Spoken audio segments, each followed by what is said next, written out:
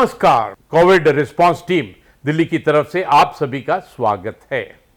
हम जीतेंगे positivity unlimited की व्याख्यान श्रृंखला में आज हम सभी को आध्यात्मिक गुरु श्री श्री रविशंकर जी महाराज का मार्गदर्शन मिलने वाला है।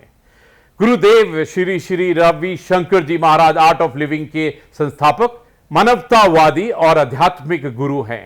गुरुदेव ने अनेक देशों की यात्रा करते हुए नैतिक लीडरशिप, भ्रष्टाचार का विरोध, विवाद समाधान, पर्यावरण और प्रकृति की देखभाल करते हुए शांति और वैश्विक रूपांतरण की प्रेरणा देते हैं। हम जीतेंगे पॉजिटिविटी अनलिमिटेड की व्याख्यान श्रृंखला में हम श्री श्री रविशंकर जी से अनुरोध करेंगे कि वह हम सभी का मार्गदर्शन करने की कृपा करें। आज हमारा देश इस सदी का सबसे बड़ा संकट से गुजर रही है। ये सहज ही है, इस वक्त हमारा मनोबल में कुछ कमी आ जाए, उदास हो जाए, आजू बाजू देखते हैं अपने मित्रों का और रिश्तेदारों की जो कष्ट है, तकलीफ है, कई लोग अपने रिश्तेदारों को खो बैठे हैं। इस परिस्थिति में ये साधारण बात है कि व्यक्ति टूट जाता है। अब हमको क्या करना चाहिए? ऐसी परिस्थिति है जहां मृत्यु का तांडव देख रहे हैं, जहां बीमारी बढ़ रही है, दुख और दर्द भरा हुआ आवाज चारों ओर से हमको सुनाई दे रही, तो हम क्या करें? इस वक्त हमको 4 चीजों पर ध्यान देना चाहिए।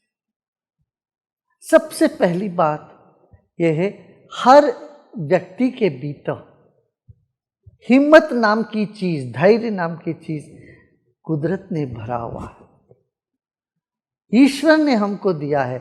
यही समय है उस धैर्य को जगाना। जैसे अस्पताल में डॉक्टर पेशेंट को ट्रीट करते हैं और डॉक्टर तो ठीक होते तभी तो वो कर पाते हैं, ऐसे आप समझो एक एक व्यक्ति आज वैद्य बन गए हो। समझना, मानसिक रूप से, सामाजिक तौर से हम सबको हमारे ऊपर एक जिम्मेदारी है। वो जिम्मेदारी निभाने के लिए हमें सबसे पहले क्या करना, हमारे भीतर की जो धैर्य है, शौर्य है, जोश है, जोश को जगाइए। जोश को जगाने से उदासीपन अपने से दूर हट जाएगा और यही समय है वो जोश जगाने का और होश संभालने का। दूसरी बात है होश संभालना। होश संभालने से हम भावुकता में आके बह नहीं जाएंगे, जिससे हम बाद में अफसोस करते रहेंगे। जब भी भावुकता से हम बह जाते हैं, बाद में अफसोस होता है। इसलिए दूसरी बात यह है कि हम अपना होश संभालें। अपना दुख तो बड़ा है ही, मगर जब हम दूसरों के साथ देखते हैं उनका दुख हमसे भी बड़ा है, तो इससे भी हम सेवा प्रवृत्ति में लगने का सहज ही प्रेरित हो जाएंगे। तो सबसे पहली बात क्या है, अपने भीतर का जोश जगाएं, धैर्य को बनाए रखें। जब हम धीरज रखते हैं, धैर्य रखते हैं, हम हिम्मत और लोगों में भरने के लिए काबिल होते हैं। जब हम खुद ही टूट जाते हैं, हम किसी के काम में नहीं आएंगे। ईश्वर ने दिया है धैर्य, यह समय है हम अपने भीतर का जोश को, धैर्य को जगाएं। ये सबसे पहली बात है। दूसरी बात क्या है, हम सबके भीतर करुणा है।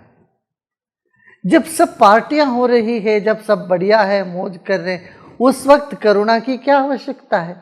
करुणा का कब आवश्यकता है? जब व्यक्ति उदास है, दुखी है, दर्द से पीड़ित है, यहाँ करुणा अपने भीतर जगाएं। करुणा जगाने का मतलब ये है कि हम सेवा कार्य में लग जाएं। अपने से जो हो सकता है वो सेवा हम दूसरों को करें। आपने सुना होगा, एक नर्स, उसकी खुद के परिवार में किसी की मृत्यु हो गई, मगर वो अस्पताल में डटी रही, सेवा करती रही, ताकि उनको पता था कि और यहाँ जो मरीज है उनका देखभाल करने का जिम्मेदारी है मेरे ऊपर है। ये इस भाव से वो सेवा में डटी रही। तो करुणा और सेवा का मनोभाव हम अपने भीतर जगाएं। सबके भीतर है ये, ऐसा नहीं है कि नहीं है, कहीं से हमें लाना है। हर एक व्यक्ति के भीतर छिपी हुई है सेवा भाव। तो यह समय है उस भाव को प्रकट करने का। सेवा में लग जाएं तब भी हमारा मनोबल बढ़ जाता है। ये दूसरी बात। तीसरी बात यह है, जैसे हमने कहा, जोश को तो जगाया मगर होश संभालना है। जो नियम है, कानून है, उसका पालन करते रहना है, औरों को भी उसे प्रेरित करते रहना है, होश संभालना है। ये भी बड़ा आवश्यक कदम है हम सबको उठाने के लिए। क्यों? जब हम दुखी होते हैं, हमारा मन में अस्थिरता आती है, हम अस्वस्थ लगते हैं मानसिक तौर पर, तब होश को बैठते हैं। उस वक्त हम जो भी करते हैं उस पर हमें अफसोस होने लगता है। तो होश संभाला, ये कैसे संभाल? कुछ प्राणायाम किया करें, ध्यान किया करें, मंत्रों का उच्चारण किया करें। इससे क्या है, एक अनूठी अद्भुत आत्मबल हमको प्राप्त होता है। इस सदियों से हमारे पूर्वज करते आए हैं। जब बच्चे परीक्षा देने जाते हैं तब वो भगवान को याद करते हैं। देखिए, साल भर जैसे बीता भी हो, भगवान को याद भी नहीं किया हो, मगर जब परीक्षा नजदीक आ जाता है बच्चे भगवान को याद करते हैं। तो ऐसे ही ये मनुष्य जीवन का सबसे बड़ा परीक्षा है। कम से कम इस वक्त हम सबको ईश्वर भक्ति को हमारे भीतर जगाना है। ये जान के हमको आगे बढ़ना है कि ईश्वर है और वो हमको बल देंगे और दे रहे हैं। निर्बल के बलराम, हम ये बार बार कहते हैं। इस धारणा की परीक्षा है अभी। हम निर्बल है। ये वायरस जिसको हमने देखा भी नहीं, देख भी नहीं सकते हैं, उसके साथ लड़ना पड़ रहा है। हम अपना कमजोरी को, अपनी अशक्तता को इस वक्त इतना साफ साफ महसूस कर रहे हैं। कम से कम इस वक्त हमें ये भूलना नहीं चाहिए, निर्बल के बलराम। ये बात हम सब अनुभव कर रहे हैं, असहायता अनुभव कर रहे हैं। इस वक्त हमको याद करना पड़ेगा वही बात, निर्बल के बलराम। ईश्वर विश्वास हमको मानसिक तनाव से दूर रखता है। ठीक है ना? इन बातों पर यदि हम ध्यान देते हैं, दुख से हम बाहर आ सकते हैं। योग का उद्देश्य यही है, हेयम दुक्खम अनागतम। जो दुख अभी आ रही है, आया नहीं, उसको रोकना है, ये योग का है। और जो दुख आ गया उससे बाहर निकलने के लिए भी योग है। योग, प्राणायाम, ध्यान, इसको तो हमें जीवन में अपनाना चाहिए। और साथ ही साथ अपना भोजन पर ध्यान दें, सही सही भोजन करें, आयुर्वेदिक चीज़ों को अपना जीवन में उपयोग करें। हल्दी लीजिए, अमृत लीजिए, गुडुचि, अमृत, यष्टि मधु। कोविड के बाद भी बहुत कमजोरियां होती है शरीर में। इस कमजोरी से बाहर आने के लिए भी हमें योग और आयुर्वेद का शरण में जाना पड़ेगा। जीवन में जितने भी कष्ट आए उन सब कष्ट से बाहर निकालने के लिए ईश्वर विश्वास हमको बल देगा, आत्मबल को बढ़ाएगा। अंत में एक बात, दिन भर नकारात्मक बातें सुनो मत, देखो मत। आप टेलीविजन के जरिए, माध्यम के जरिए, लोगों के जरिए बात क्या होती है, एक ही बात होती है, ये क्या, बीमारी बीमारी बीमारी। नहीं, इससे हट के कुछ सकारात्मक बात करें, पॉजिटिव बातें करें। बातों से बढ़ जाती है समस्या, जो भी है। और बातें करते रहने से उसी के बारे में बढ़ता ही, बट वो कम नहीं होने वाला है। इसलिए नकारात्मक मानसिकता और नकारात्मक बातों से हमें बचना चाहिए। जितना कम हो सके उतना कम करना चाहिए इन बातों। और जो वातावरण जो बोझिल लगता है उसको हल्का करने की हर व्यक्ति कोशिश करे। ये निश्चित है हम अवश्य इस संकट से बाहर आएंगे और विजेता बन के आएंगे। जब भी कोई ताकत हमको दबाने की चेष्टा करी, हम और बलवान होके उसे निखरते आए हैं। इस बात को हम याद रखें। हाँ, याद है ना? अभी जोश जगाइए, अपने भीतर का हिम्मत जुटाइए। करुणा का अभिव्यक्ति का यही समय है।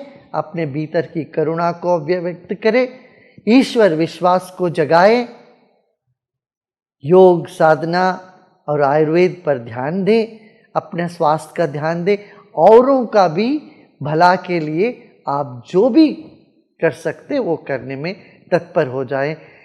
इतना करने से हमारी जो ये मानसिक नकारात्मक स्थिति बढ़ती जा रही है, इससे हम बच सकते हैं। ओम शांति, जय Hind.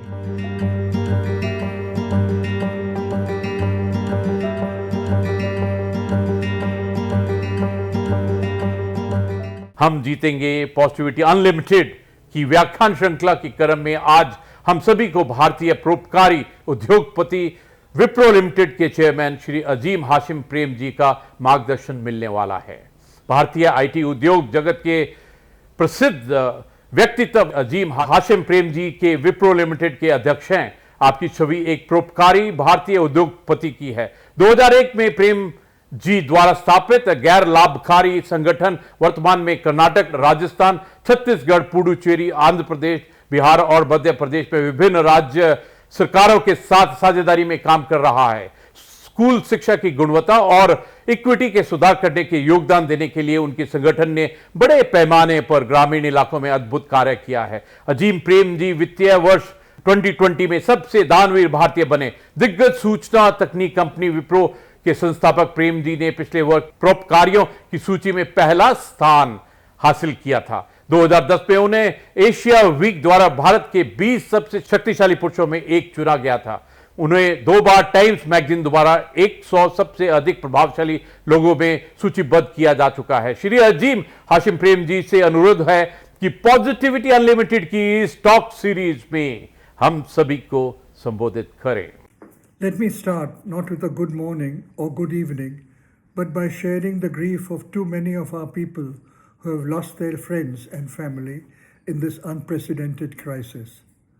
I wish that all of us have the courage and strength to deal with this tragedy that is still unfolding. In this hour of crisis, I just want to say 3 things. First, we must act with the greatest of speed on all fronts, and these actions must be based on good science. Actions that are not based on science in reality have a detrimental effect on the cause. At the core of the idea of good science is a matter of being willing to accept and confront the truth. So we must confront this crisis, its scale, its spread, and its depth truthfully. Science and truth are the foundation on which we can tackle this crisis and ensure that it is not repeated. Second, in this situation, the country must come together as one. We must drop all our differences, understanding that this situation requires unity of action. Together we are stronger, divided we continue to struggle. Third, we have to be absolutely focused on the plight of the most vulnerable.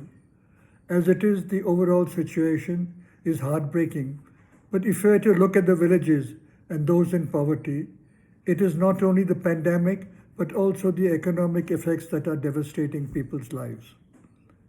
All our actions must give vulnerable the priority as they deserve. And also, we come out of this crisis, we need to restructure our society and economy such that our country does not have this kind of inequity and injustice. In the end, I can only urge every one of us to come together and do everything we can and more, because the hour demands it. I wish all of you safety and strength.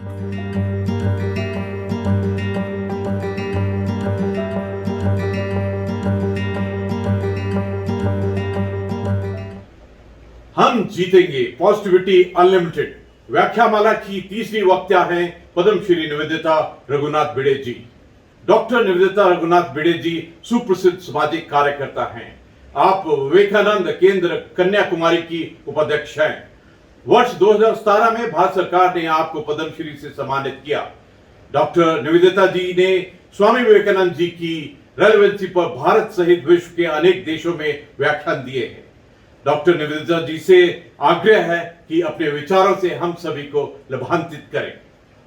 Covid response team और Covid के जो रुग्णों की अनेक प्रकार से सेवा करने वाले, वैद्यकीय सेवा है, सफाई कर्मचारियों की सेवा है, खाना खिलाने वालों की सेवा है, ऐसे सारे कोविड सेवा करने वाले और आप सभी को मेरा अभिवादन और विनम्र प्रणाम। हम जीतेंगे, निश्चित जीतेंगे, क्योंकि यह जो भारत राष्ट्र है यह साधारण राष्ट्र नहीं है, यह अत्यंत प्राचीन राष्ट्र है और काफ़ी लोक संख्या के साथ रहा हुआ यह राष्ट्र है। तो निश्चित रूप से इसने अनेक संकटों का सामना किया है और उन संकटों को पार करते हुए यह राष्ट्र हमेशा उभरा ही है, उन्नत ही हुआ है। तो इस संकट के ऊपर भी हम निश्चित रूप से विजय पाएंगे ही।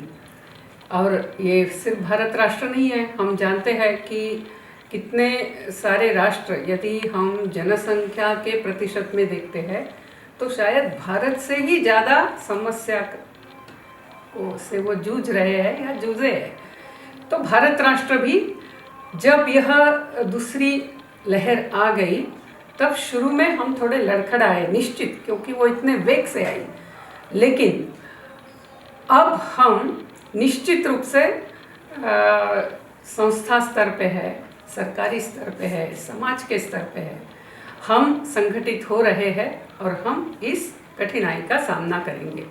ऐसा कहते हैं कि कठिनाइयाँ जो आती है वो कठिनाइयाँ नहीं होती है, वह अवसर कठिनाइयों का रूप लेकर आता है।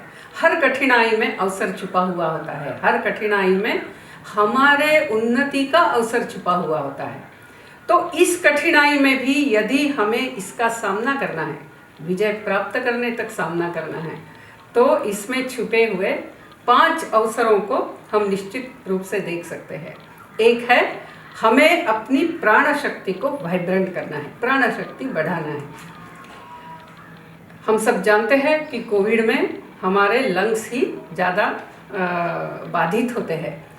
तो यह जो प्राणायाम है, प्राणायाम के बहुत विविध प्रकार वगैरह हम अभी ऑनलाइन भी सीख सकते हैं, वो जरूर कर सकते हैं, लेकिन एक सरल सा जो है कि हम शांत बैठते हुए, यदि हम बीमार हैं तो इवन लेटे हुए भी हम एकदम रिदमिक, स्लो, डीप ऐसा ब्रीदिंग आउट पहले करना है।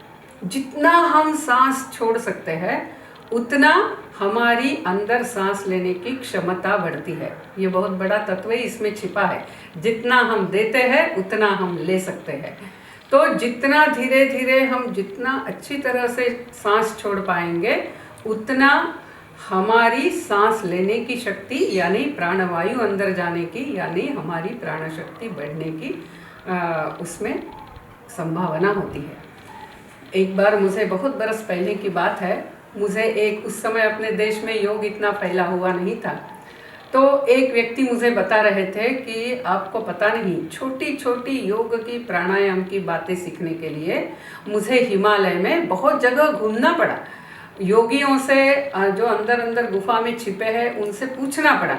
आज हमारा भाग्य ये है कि ये सारा उपलब्ध है, सिर्फ हमने निश्चित रूप से बैठते हुए यह करने की ही आवश्यकता है।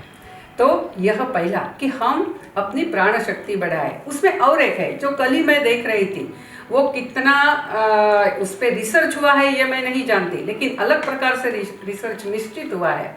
और वो ऐसा कहते हैं कि यदि हम ओंकार का उच्चारण बार बार यानी कुछ समझिए 5 मिनट के लिए, 10 मिनट के लिए सवेरे और शाम को करते हैं तो उससे हमारी इस कोविड से मुकाबला करने की शक्ति बढ़ती है। हम सब जानते हैं कि ये पूरा विश्व ही एक स्पंदन है, यानी आज अभी मैं बोल रही हूँ वो स्पंदन के रूप में अलग अलग एनर्जी में सेव होते हुए आखिर आप सबके पास पहुँच रहा है। तो हर कुछ स्पंदन है, यानी शब्द स्पंदन है, हम देख रहे हैं वो स्पंदन है। ये कुर्सी है, इसमें छोटे छोटे अणु परमाणु है, उसमें भी बहुत वेग से स्पंदन चल रहा है। तो ओंकार का जो स्पंदन है वो शरीर में सकारात्मक बदलाव लाता है।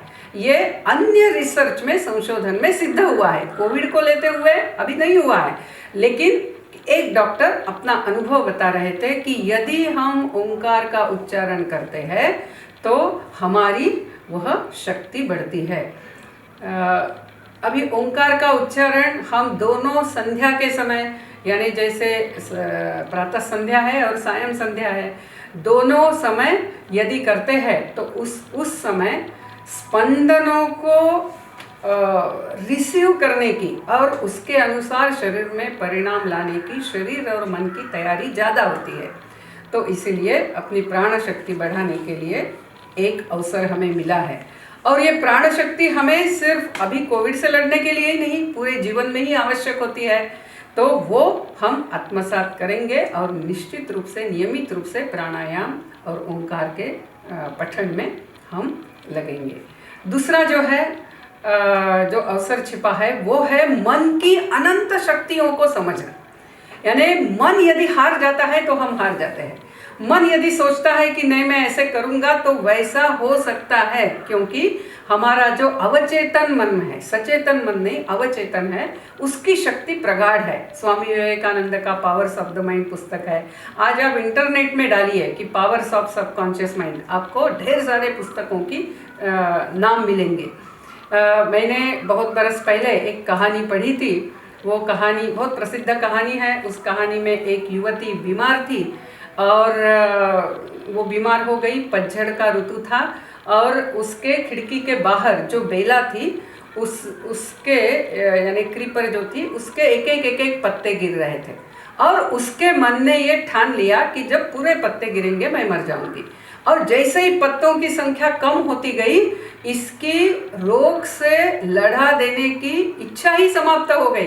वो बोल रही थी बस अब तो 2 ही पत्ते बचे हैं, ये गिर जाएंगे तब तो मेरा आयुष्य समाप्त हो गया। तो दूसरा एक जो कलाकार, ये सारे कलाकार ही थे, कलाकारों की कॉलोनी थी वो, तो दूसरे एक कलाकार ने ये समझ लिया कि ये मन से हारी है। तो उन्होंने क्या किया, उन्होंने रात में बैठते हुए बाहर उस खिड़की के कांच पर ही उस बेल के 2 पत्तों का उन्होंने चित्र निकाला। बाद में वो बेल के तो 2 पत्ते गिर गए, लेकिन ये बीमार थी और दूर से ऐसे खिड़की से देखती थी तो उसको लगा ये बेल के 2 पत्ते ऐसे ही है। अभी पत्ते गिरने का समय हो गया फिर भी पत्ते गिरे नहीं हैं। और फिर उसको उत्साह आ गया कि नहीं, इसका मतलब मैं मरने वाली नहीं हूँ। यानी ये मन की शक्ति है। हम यदि डर गए कोरोना होगा क्या तो वो हो जाएगा, मुझे बहुत सीरियस होगा क्या तो सीरियस हो जाएगा। और यानी हम जैसा सोचते हैं वैसा हम होते हैं। तो इसीलिए ये मन की शक्ति बढ़ाना है। तो रोज मैं क्या चाहती हूँ, मैं स्वास्थ्य चाहती हूँ, मैं सबके साथ योग्य व्यवहार करना चाहती हूँ।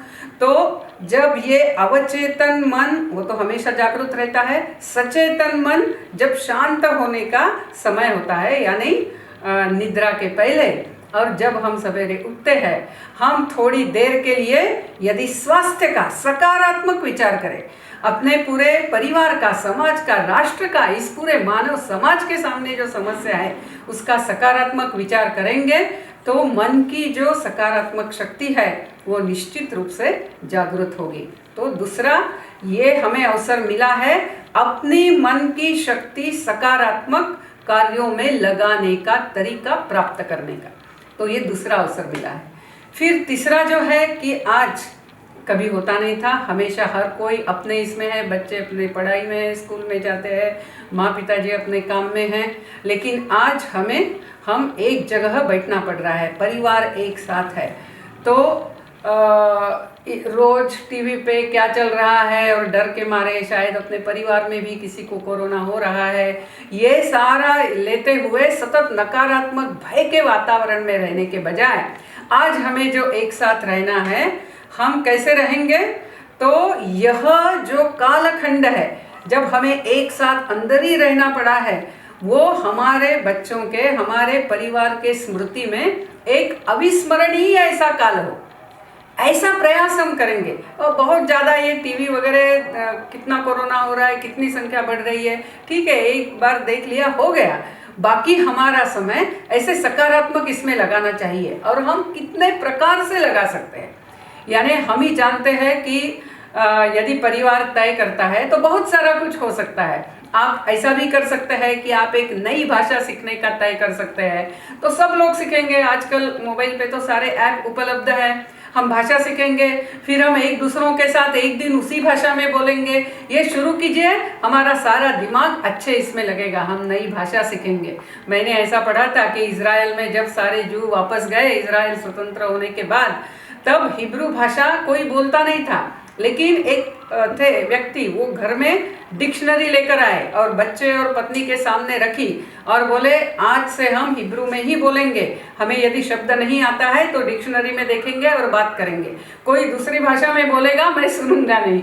और ऐसा हर एक ने किया, तो पूरा यानी इजराइल में हिब्रू भाषा बहुत अच्छी तरह से सुधर गई। यानी हम भी कर सकते हैं, हम उत्तर भारत के हैं तो हम दक्षिण भारत की कोई भाषा सीखें, हम दक्षिण भारत के हैं तो हम पूर्व भारत या उत्तर भारत की कोई भाषा सीखें, या हम संस्कृत सीखें, घर में सारे संस्कृत में बोलना सीखें। और ये सारा उपलब्ध है, यानी पूरे परिवार, बहुत आनंद आएगा, सब एक दूसरों के साथ दूसरी भाषा में बात कर रहे।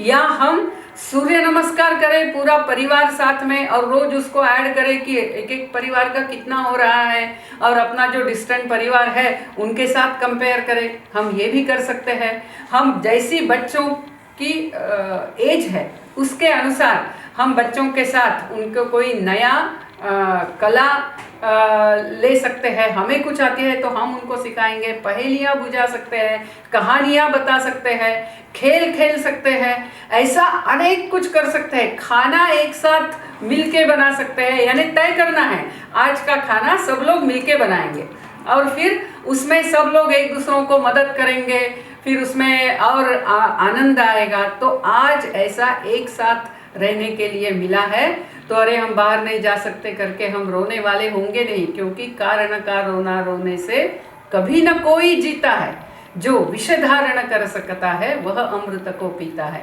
तो हमें ये कठिन काल को पचाना आना चाहिए, तभी उसमें जो अमृत छिपा है वो हमें प्राप्त होगा। फिर चौथा जो है अवसर छिपा हुआ, वो सेवा का है। यानी आज हम संगठनों के साथ जुड़ते हुए, जो संगठन सेवा कर रहे, मैं क्या सेवा दे सकती हूँ, इसका हम प्रयत्न करें। हम यदि ऐसा कुछ संभव नहीं है मेरे लिए, तो ठीक है, मेरे ही कॉलोनी में किसी को कोरोना हुआ है, वो पत्नी हॉस्पिटल में गई है, घर में छोटे बच्चे और उनके सिर्फ दादाजी है, क्योंकि पति भी हॉस्पिटल में गए हैं, ऐसी स्थिति भी हो सकती है। तो हम उन तीनों को खाना बना के रोज देंगे, हम इतना कर सकते हैं। कहाँ कहाँ है, सब जगह सेवा का अवसर उपलब्ध है। मैं क्या करते हुए मैं कैसे करके सेवा दूं, ये हम सोच सकते हैं। और समझिए कि हम ये कुछ भी नहीं कर सकते, तो समझिए मैं पेशेंट ही हूँ और बेड पे लेटी हूँ, मैं कुछ नहीं कर सकती हूँ, ऐसा भी नहीं है। हम सब कुछ कर सकते हैं, हम सारे कुछ ना कुछ कर सकते हैं। हम कम से कम रोज एकदम संकल्प लेते हुए याद कीजिए कि कितने लोग वेंटिलेटर पे है, ऑक्सीजन लेवल कम हो रही इसलिए ऑक्सीजन पे है, या बीमार है, उन सब के लिए हम प्रार्थना तो निश्चित रूप से कर सकते हैं। जो जो हमारे जिस भी भगवान को हम मानते हैं उस भगवान की हम प्रार्थना कर सकते हैं, राम रक्षा स्तोत्र बोल सकते हैं, विष्णु सहस्त्र नाम बोल सकते हैं, संकल्प करते हुए, यानी सब अच्छे हो। और प्रार्थना में भी शक्ति है, क्योंकि सब कुछ स्पंदन है, वाइब्रेशन है, तो उसकी जो वाइब्रेशंस होगी और हमें भी एक आनंद मिलेगा कि हाँ, ये सकारात्मक शक्ति के स्पंदन बढ़ने में मेरा योगदान भी था। तो सेवा, यानी सेवा, जैसे स्वामी विवेकानंद कहते हैं कि एक भी छोटा निस्वार्थी कार्य आप करते हैं तो आपका उन्नति का मार्ग ही प्रशस्त होता जाता है। तो आज वो भी अवसर इसमें है। फिर पांचवा यदि हम देखें तो मृत्यु का डर कहीं ना कहीं ऐसा हो गया, क्योंकि हम ज़्यादा भौतिकवादी हो रहे थे, ज़्यादा से ज़्यादा चीज़ें बटोरने में लग रहे थे, उसके पीछे दौड़ रहे थे, और कहीं ना कहीं हम ज़्यादा देह बुद्धि में स्थित होने लग गए, यानी मैं यानी कौन, तो ये शरीर। और फिर अभी उसके मृत्यु के डर में हम आ रहे ऐसा लगता है, लेकिन हम ऋषि मुनियों के संतान हैं, हम उस देश की संतान है जिस देश में मृत्यु ये पूर्ण विराम नहीं है, तो मृत्यु ये स्वल्प विराम है। हम मृत्यु को डरने वाले नहीं हैं। इस देश के लोगों को मृत्यु का डर नहीं है। ये जब अलेक्जेंडर को समझा, आप जानते हैं वो डंडामिस की कहानी, जब वो डंडामिस के सामने गए और हाथ में तलवार लेकर बोले कि मैं जगत जेता सिकंदर, मैंने तुमको बुलाया और तुम मुझे मिलने आए नहीं, मैं तुम्हारे शरीर के टुकड़े टुकड़े कर दूंगा।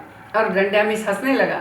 डंडामिस ने हंसते हुए कहा, एक वाक्य में आपने दो झूठ बोले हैं, एक तो आप जगत जेता है नहीं, और दूसरा आप मेरे टुकड़े नहीं कर सकते हैं। आप मेरे शरीर के कर सकते हैं, मेरे टुकड़े नहीं कर सकते हैं। और फिर जब अलेक्जेंडर ने ये समझा कि इस भूमि में मृत्यु का डर नहीं है, फिर ये तो वीर भूमि है, ये तो ऐसा ही कठिनाई के सामने झुकने वाली भूमि नहीं है, ये जब उसको समझा, अलेक्जेंडर सिंधु नदी से ही वापस चला गया। हम सब जानते हैं इस भूमि में हमें मृत्यु का डर नहीं है। और ठीक है, जैसे हम जानते हैं कि एक न एक दिन हर एक को मृत्यु आने ही वाला है, लेकिन इसका अर्थ ऐसा नहीं है कि हम ठीक है चाहे जैसा रहेंगे, जो केयर लेनी है वो लेंगे, हम सामर्थ्य से जिएंगे, हम विजय से जिएंगे, हम योगदान करते हुए जिएंगे, और यदि मृत्यु का समय हो ही गया है तो हंसते हुए हम मृत्यु को झेलेंगे, हम मृत्यु का सामना करेंगे, क्योंकि हमारे देश में मृत्यु का डर नहीं है। जीवन अखंड है। मृत्यु तो सिर्फ जैसे कपड़े बदलते हैं वैसे शरीर को बदलना है। और जो पुनर्जन्म के ऊपर संशोधन हो रहा है, जैसे डॉक्टर स्टीवनसन है, डॉक्टर ब्रियान वेस है, डॉक्टर सत्वन पसरीचा है, इन लोगों ने बहुत सारा संशोधन किया है पुनर्जन्म के ऊपर, और उसके अनुसार जो हम अभी तक मानते ही थे, ऐसा है कि आज हमारे जो प्रियजन है, ऐसा हुआ है काफ़ी सारे घरों में हुआ है कि हमारे प्रियजन हमसे कोविड के कारण बिछुड़ गए हैं, लेकिन ये सिर्फ इस जन्म का है, अगले जन्म में फिर से सारे एक साथ आते हैं, और हम जितना दुखी रहेंगे हम उनके आत्मा को दुखी रहने वाले हैं। तो जो भी समस्या है, यानी मृत्यु का हमें डर नहीं है, हम मृत्युंजय हैं। और ऐसा आत्मविश्वास से यदि हम इस समस्या का सामना करते हैं तो निश्चित रूप से हम जीतेंगे ही। हम सब जानते हैं कि तीर्थक ऐसा कहते हैं, कहीं कुछ पाप किया तो तीर्थ क्षेत्र में जाके उस पाप को हम नष्ट कर सकते हैं।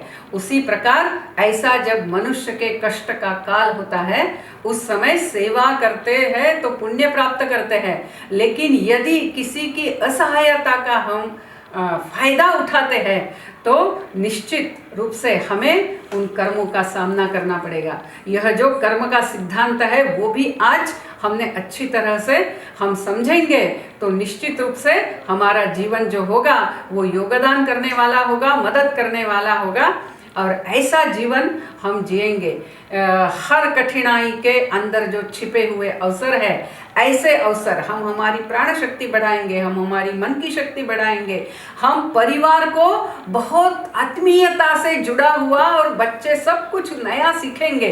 हमें एक दूसरों के करीब आने के लिए समय मिला हुआ है, हमें सेवा का अवसर मिला है, और हमारे जीवन से हम मृत्यु का डर पूरा निकाल देंगे। ऐसा यदि हम होते हैं तो निश्चित रूप से, और हम होंगे ही, क्योंकि इस राष्ट्र के खून में है वो, सिर्फ हमें अभी याद दिलाकर उसका अभ्यास करने की आवश्यकता है, और वो हम करेंगे, और निश्चित हम कोरोना का युद्ध जीतेंगे। नमस्कार।